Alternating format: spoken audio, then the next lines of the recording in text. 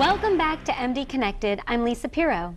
The goals of the Junior Marlins Neighborhood Sports Association is to offer safe, active participation for children and to develop a culturally active sports lifestyle versed in education, good health, and good sportsmanship year-round. Here to tell us more about the association is its coach and baseball artist, J.D. Welcome. Hi, how you doing? I'm doing good. How are you? Great. So how did this all start? Well, I started coaching the team after their coach quit. They had nobody to coach them, and through a friend, stepped up to the plate. I started to coach them, and I haven't stopped. I mean, I love it. I love it. It's been a very rewarding experience. And what I bring as an artist is a little bit of a different angle on the game. Kind of coaching technique. Right, that I use a lot of skills to improve the eye and hand coordination, which is basically all that baseball is. Really, eye and hand. That's it. And That's a lot it. of hitting. Yeah, but you can't hit if you can't see it. True. So. Good point. So this is for boys and girls? Boys and girls, yeah. I've had The girls on my ages team. The youngest are semillitas, which are the seedlings. They start at 3 and 4 year old. After that is T-ball. Then we got coach pitch, then Adam pitch, and finally we got the 13 and 14 year olds and the 12 and under. Wow. So, and you coach all ages, or how does this work? I coach a 12 and under team. Oh my gosh, Yeah. That's got to be fun though. It's great. It's great. It's great. It's the best age. So why do you promote baseball for the children? To me, baseball has always been something that has been a little bit of an escape, a way of getting away from your problems, getting away from pressures. In some ways, I feel that it saved my life, because during every difficult part of my life, I've always had baseball to lean back, to play, release stress. So I see that you've brought some of your paintings. Yes. Do you want to talk a little bit about it? Yeah, sure. Like I said, after September 11th, I started to paint. For some reason, something either clicked or broke or something inside my Inspired head you. that I had to start painting. This is one of our local legends, and going into the Hall of Fame this week, Dan Marino. I mean, great guy. Guy that started off playing baseball also and became a great quarterback. I didn't know he played baseball. Yeah, yeah, he was a pitcher. And the ones behind you? The ones behind us, these are based on Florida Marlin players. This is Miguel Cabrera, which I use to teach kids the swing. That's the perfect baseball swing right there. Doesn't get any better than that. This You kid, haven't seen mine. well, he's 21, 22 years old, and he's like second in the league in hitting right now. I Really? mean, great ball player. And that is the same guy as the statue here, which is Dontrell Willis, which is another great young pitcher. Has a very unique wind up where he has this high leg kick. I see it in your sculpture. Right, yeah, that's basically it. A high leg kick, which is deceptive to hitters. So, I mean, some of my kids try to do that, but I tell them no. No leg kick yet, just throw the ball. It's another thing, the mechanics of pitching. A lot of the coaches will have them just step and throw. I want to teach my kids from the beginning to go through the full wind-up. Basically, it's going to save their arms, save their backs, strengthen their legs, and they learn to do it properly, not just, you know, some coaches will sacrifice strikes for the kid's arm, you know, and then when they're 13, they can't comb their hair because they've thrown so much, you know. And it's happened. Sadly, it's happened. Some of the coaches will overuse kids, so I don't let my kids pitch more than 2 innings. And So you're going to start doing right posed sculptures. Right, yeah, I use the sculpture to teach them, like, right, to teach the mechanics, and I use the artwork to teach them. Then since it's something that's pretty, it's colorful, and it gets their attention rather than just telling them things or, you know, demonstrating. They see it, right, they can visually see it, right, which in some strange way I think it helped me to become a better hitter and a better ball player in my own right, because I had that artistic connection. So it's a little bit of a different angle. And how do the children embrace it? They love it. I mean, one of the kids said to me one time, Coach, you know what the best thing about playing baseball is? And I go, what? And he goes, you. And I go, what do you mean? He goes, well, because you never scream at us and you never get mad at us. And I go, look, the reason I don't do that because I've played the game. I know how hard it is to play the game. Right. So if you drop a ball and Alex Rodriguez drops a ball who makes $25 million a year, I cannot get mad at you. You know what I mean? Right, Come on, exactly. you know, it's a really hard thing to do, and you guys are doing great. So the better you do, the better I feel. And it's a great feeling to see one of these kids that has not gotten a hit all year, all of a sudden come up and get a base hit. That joy, that look on their face. Yeah. There's nothing comes close. I mean, So, I never thought of myself as a coach. Never. I was always a player. And here you are. But So it's really not about the competition for you, it's more about the love of the game and the sportsmanship, correct? Right. I tell them from day one, I do not care if they win or lose. I don't care. As long as they're out there having If they're a good out there time. having fun and they learn to play the game, the winning will come. How do the parents feel about this? Well, that's one of the hardest things. Coaching the parents is one of the hardest things, and basically what I tell them is to let us coach. The hardest thing is for parents to let Push go. too hard. And some of them push too hard, and they're up to bat, and they're standing behind screaming at them, get a hit the ball.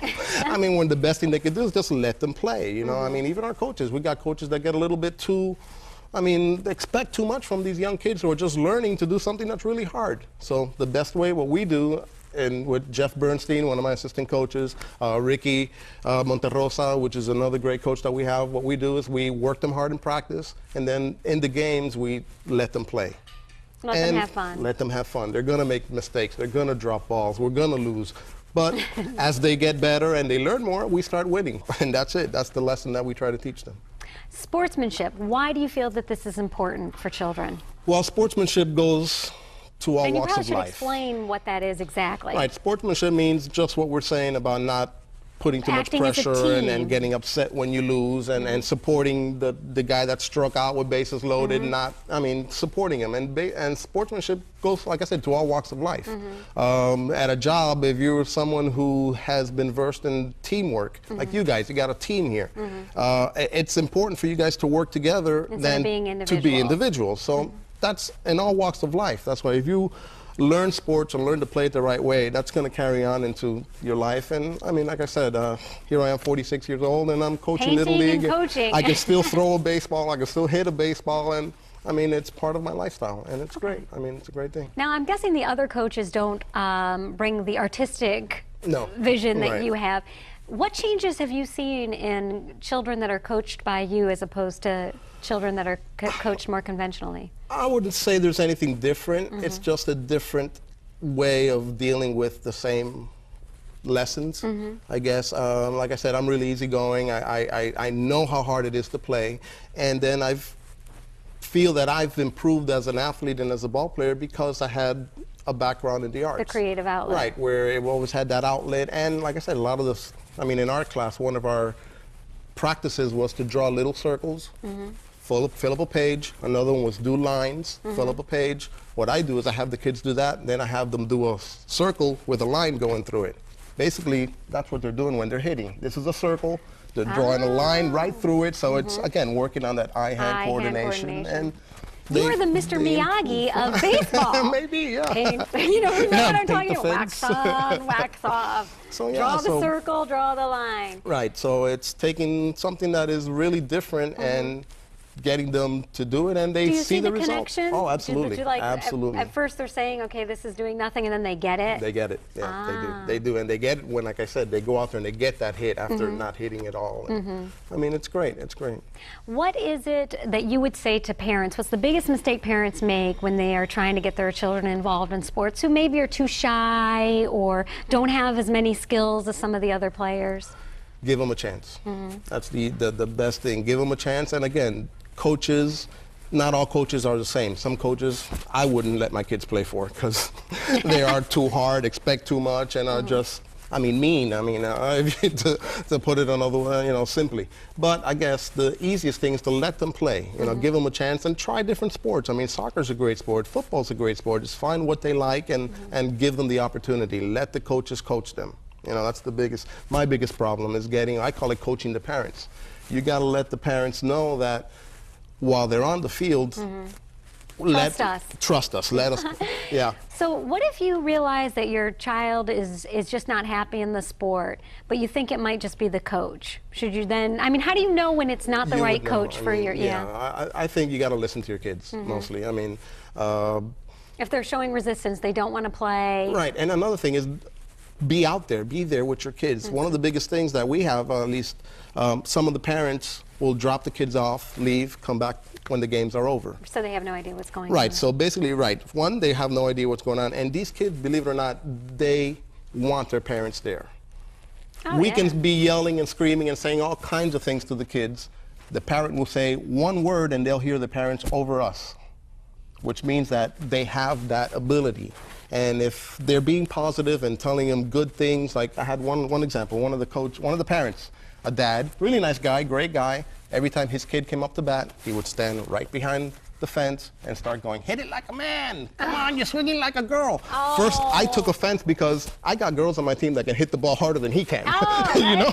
So first of all, that's wrong right there. But second of all, that's not a positive thing to be telling him. Right. So I tried. I told him, please don't do it, please. He kept doing it. One of the other dads was a city manager, police officer. So I told him, look, when his kid comes up to bat, when his kid comes up to bat, put him out there by the fence, and he will go and take him out there. As soon as that dad was away from the kid, he relaxed, he started hitting, he started playing, he started, because the pressure was off them. So I kind of, I say that we got to coach the parents before we can coach the kids. Let them play, let them, have fun. It has to be fun. Anything that you're going to do and you're going to enjoy, you got to have fun doing it, especially sports. Okay, so give us some basic baseball tips. Well, one of the things that I mean, simple, like kids want to throw curveballs, they want to throw fork balls, and I don't let them do that. I teach them 3 pitches, basically. One is a fastball, where they're going to hold it however they hold the ball naturally. They throw the ball. The second one is a changeup, which is basically holding the ball the same way. Like this is where you'd throw your fastball. Your changeup, you'd throw just a little bit further back. The idea is the more skin that the ball touches as it releases your hand, the slower it's going to be. The less skin, the faster it's going to be. Well, let's see how good I do. We'll just, no. Throw it at the camera. That would be wrong. Thank you so much, JD, for coming on and sharing this wonderful way of coaching. My pleasure. Thank you. Don't go away. We'll be right back after this brief pause. You're watching MD Connected.